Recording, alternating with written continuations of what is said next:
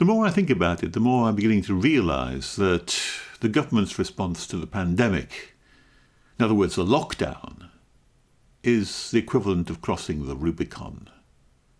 It's something which we can't go backwards from. We can never undo it. It's irreversible. It's something which has happened and can never go back to what we all think of as normal. In BC 49, Julius Caesar had a huge army which he was returning to great conquests. And there was an absolute and infrangible rule within Rome that when an emperor returned, he must leave his army on the other side of the Rubicon, because the fragile Republic of Rome, which was a democracy, was something which could not be threatened by an army. The Rubicon was a boundary river which prevented or marked an area where the army should not be allowed to cross under any circumstances, so that Rome could not come under any threat and not lose its republican status. Julius Caesar camped his army just on the north of the Rubicon and debated overnight whether he was going to bring his army across the Rubicon or not. He decided that he would. He crossed the Rubicon, he broke all the rules. He said the die is cast. And what he meant by that is there's no going back. And from that point on, the entire nature of the Roman Republic changed.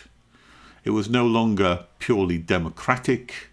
It was now governed by an autocratic Caesar, who became the first of the emperors of Rome.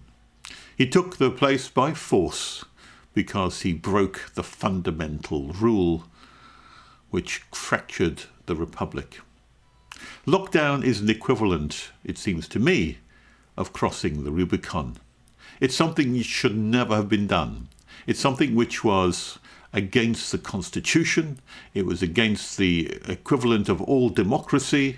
And there was no opposition which said, no, you cannot do this. It cannot be done. It's not right constitutionally. It's not right morally to lock everybody indoors, to take away their freedoms, to remove their inalienable rights. It's something which should never have been done. But what's done, you can't go back. You can't uncross the Rubicon. You cannot say that, well, you can have your rights back now. But of course, you can always take them again another time. It's all very well to say, yes, we'll restore everything on a particular date. But when another date comes up, maybe in October, what's to say you can't take them away again? And take them away any time you like. And remove those rights at your own whim, the government's control. What's changed then is a fundamental shift between the people and the government. Before, the people had inalienable rights, rights which could not be removed. And after 2020, after that date, which will live in history forever, it will be noted that that was the day when the Rubicon was crossed. It was a Rubicon moment, when the rights of individuals were no longer theirs by themselves for their own ability to hold on to them, because they were a God-given right, a birthright, an inalienable right. No longer anymore is that the situation. No, they are rights of freedom, rights of assembly, rights of even leaving your own home, living your own life as you please. All of that has been taken away when that Rubicon was crossed and lockdown was instituted.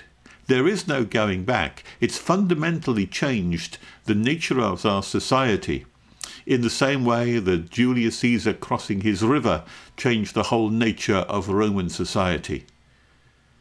And the important thing is, there is no going back. Not once you've crossed the Rubicon.